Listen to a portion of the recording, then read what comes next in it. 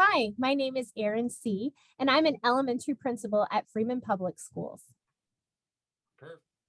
Okay, first question I have for you, Erin. Everyone who enters any field has a reason for doing so. Someone who inspired them to set out to be who they wanted to be, or someone they model themselves after. Throughout your career journey through education and into leadership, who has been your biggest mentor along the way, and what impact did they have on your life? Kind of depending on the phase of my life and the phase of my career, I've kind of had some different mentors. I would say definitely in college, I kind of was interested in education, but not 100% sold on it. But in college, I had a professor named Dr. Rem. She is still at Hastings College. That's where I went to school, and she was just so great. And she saw a lot of potential in myself at the time that I didn't necessarily see in elementary education. And she was really fantastic. And actually, I still talk to her every now and then. We kind of keep up on each other and kind of bounce some ideas off. But then when I got my first teaching job, I was in Blair, and Beth Wilkie was my first, I would say, principal. And she was so great. She was so great and so supportive. I would say that I learned a lot from her. Um, and having her as like a female leader really helped me see that, gosh, I can do this too. And I think at that point, at some point, I knew that I wanted to pursue administration, but seeing her in that role and how she helped other teachers around the building and just her personality and everything, I was like, gosh, that gave me a lot of confidence. Like I can see myself in that role someday. In Nebraska, we are very fortunate to have such a strong collection of women leadership in education. What do those peers mean to you, and how much do you rely on that network? Yeah, those networks that I've created are like the lifeblood of the journey in administration. And it takes time. Honestly, it takes time to build and grow that. And I remember starting out as a first year principal, my first admin days, I was like walking around like I don't know a soul here. I don't know even like who is who to go to. And I like sat down in one of the sessions by somebody who looked friendly, honestly, and just kind of started to get to know them. And that person has probably been one of my best friends and colleagues in the profession. But just and taking that one person and then they kind of connect you with somebody else and then continuing to build that network. And honestly, from around the state, like it's not even just people in my area, it's around the state. And you know, we can we can share ideas, we can bounce ideas off, we can laugh, we can cry, we can call each other and say, I had a really crappy day, or hey, this really fantastic thing happened to me today. And it's a really tough field, and people who are in administration know that sometimes it can be lonely at the top. And so having that network that you can continue to go back to really helps push you and say, you know what, I can do this. I'm not by myself. I'm not on my own. There are others that are experiencing the same things that I am. And I think without that strong network, though, it would be so easy to walk away from the profession. But maybe any profession you're in, if you don't have that strong network. Awesome.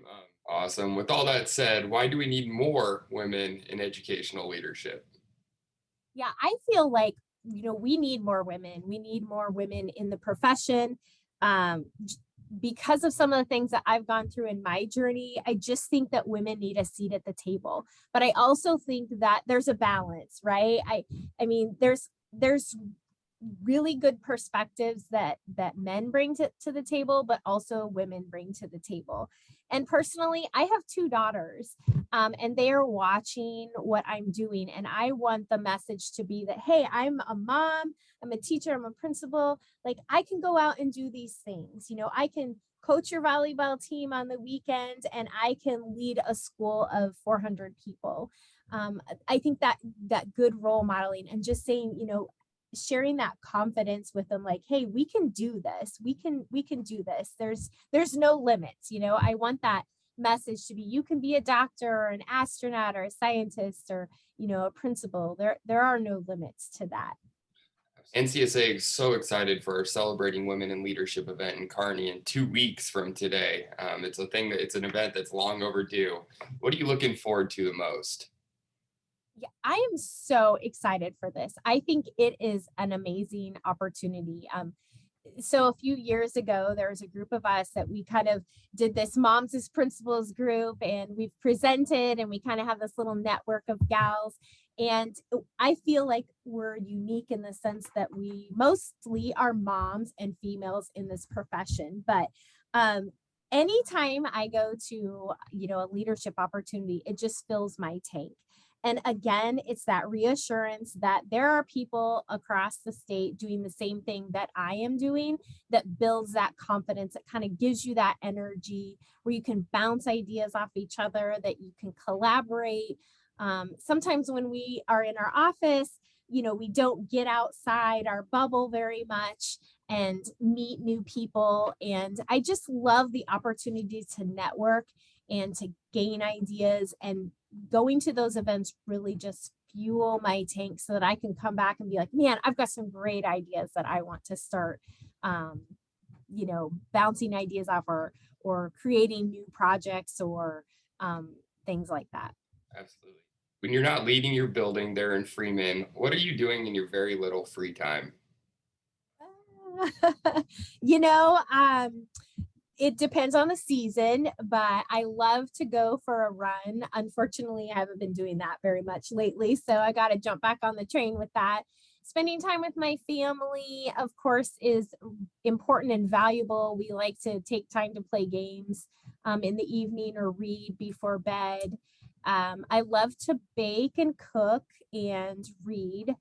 But if you ask my girls, they would probably say I love to take naps. And it's true. I really do love to take naps. Okay, and finally, to wrap things up today, what is the most rewarding part of your job, and why do you love to do what you get to do?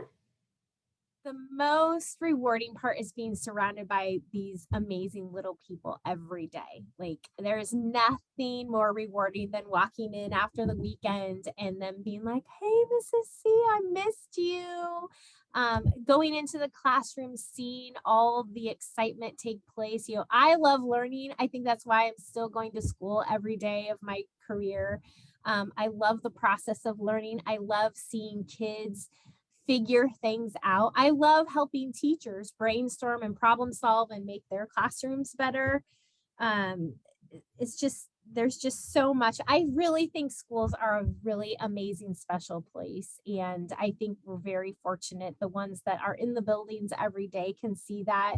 I think sometimes that's hard to see when you're not inside the schools every day, but it's a wonderful place. I love it. Awesome.